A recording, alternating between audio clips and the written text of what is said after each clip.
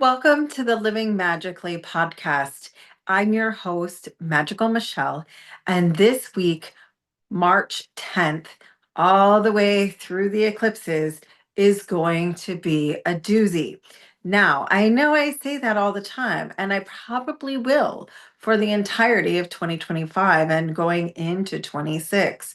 But I will say this is the peak of it. This is possibly one of the most powerful and important weeks of 2025. You're going to be feeling the energy. So it doesn't matter where you are in this week when you're listening to it, there is a super duper lunar eclipse happening in the planet of Virgo on, depending on which day, the 13th or the 14th. So basically overnight somewhere in that time frame, you're going to have this eclipse. Should be visible where you are if you're watching this in North America. But you might be sleeping. It's okay because you're going to feel it. You feel an eclipse 3 days and 30 days before, starting 30 days before, but really in the energy of the portal of it 3 days before, and 3 days after, and 30 days after, and then even out to the 90-day mark. You're going to truly feel that.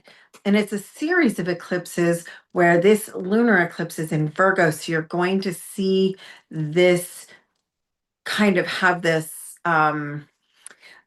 energy all the way until the new moon solar eclipse that'll be happening in September. So there's this period of time, and it's a catalyst.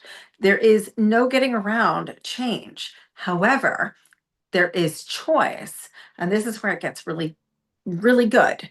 I know that people are afraid of eclipses, but think of it as a catalyst for your heart's desire to come true.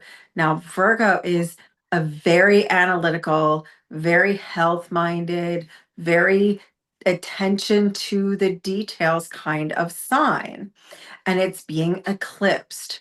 And so, of course, you're going to feel it more if you are a Virgo. You're going to feel it more if you're a mutable sign. You're going to feel it more if you're an earth sign. You're going to feel it more if you're a Pisces, because the sun is still going to be in Pisces at this time. So it's it's a little bit all over the place. Now, what is the opportunity in this? Well, I feel like I have to talk about two other things that'll be going on at the same time. We are currently in a Venus retrograde period, and that means the planet of love and beauty and all the accolades of that Venus and all of the things that that represents, money, love, home, those kind of things, is in a review period. It's looking at your relationships, looking at your expressions of joy and happiness through love. And we all know I love love. So you're looking at what is working and what isn't working in your relationships, your relationship with your money, your relationship with your home, your relationship with your body, especially the body with this Virgo eclipse.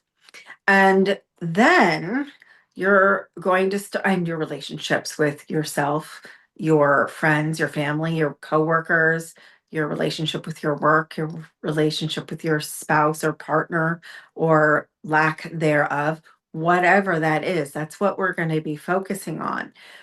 But then on the exact time frame, like the day after this eclipse on the 14th, Venus is going retro. I'm sorry, Mercury is going retrograde. So we have Venus already in retrograde, and then is going to start the Mercury retrograde, which is communication and travel. And so it's, how do we communicate? How do we relate to people? Our telephones, our computers, and our transportation, our cars, our airplanes, our trucks, our vehicles. And I think it's going to be really interesting because it's such an interesting and possibly even volatile time in the world right now. And so I think this is going to be a review on how do you streamline all of this in your own life? What is important to you? What is your priority? And I think we get so wrapped up in what do I have to do? What have I been doing? What do I need? What do I need?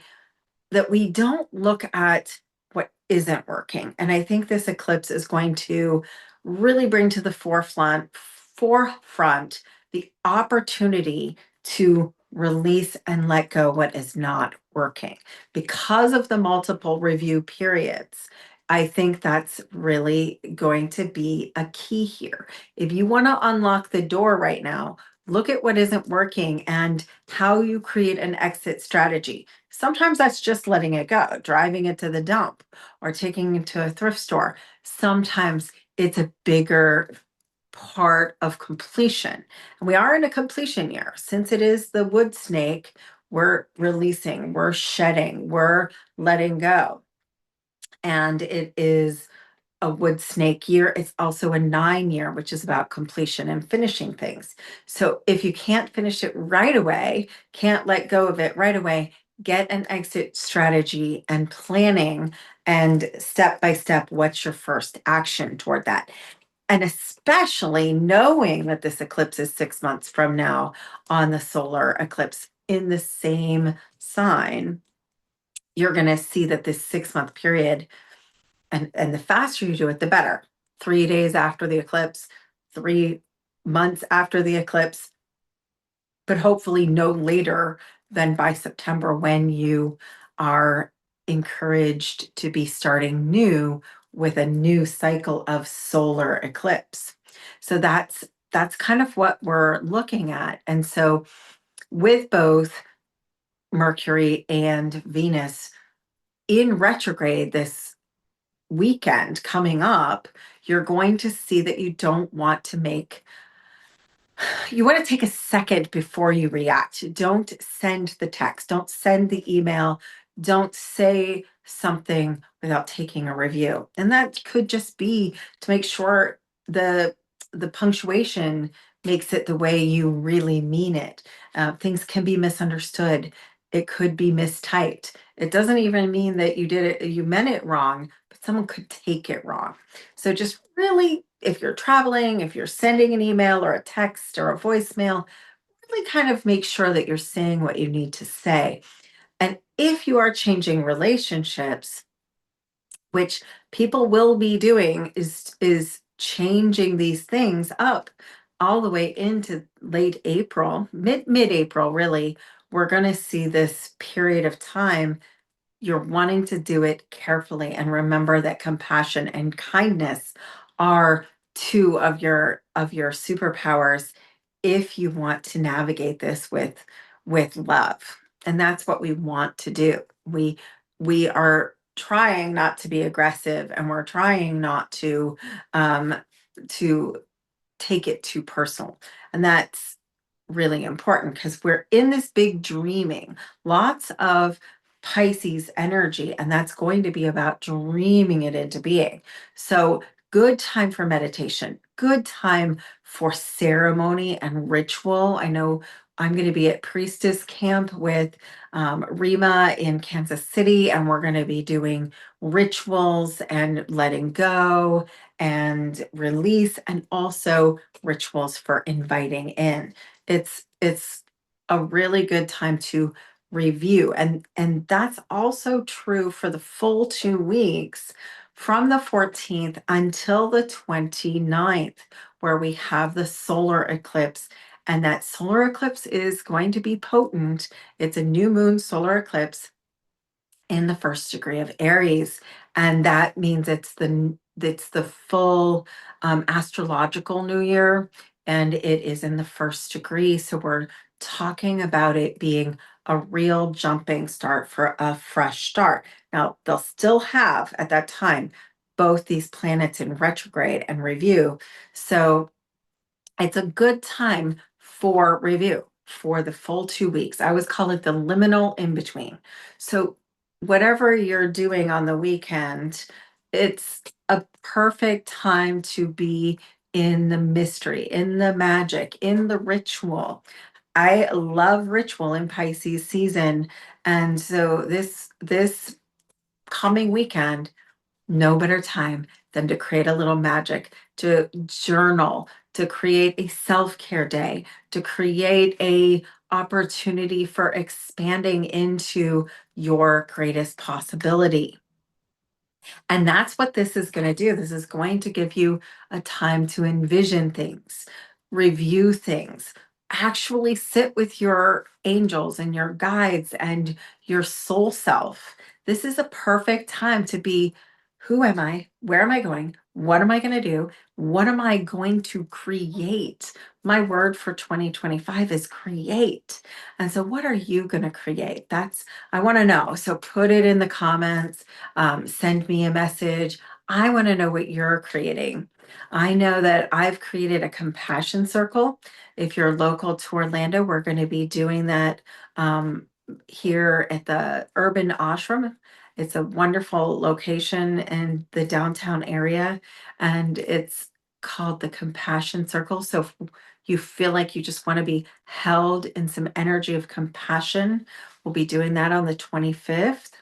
In this period I'm talking about, where everything's a little liminal, it's nothing's really set in stone in those 2 weeks. It's more about creating and being in love and compassion and the mystery.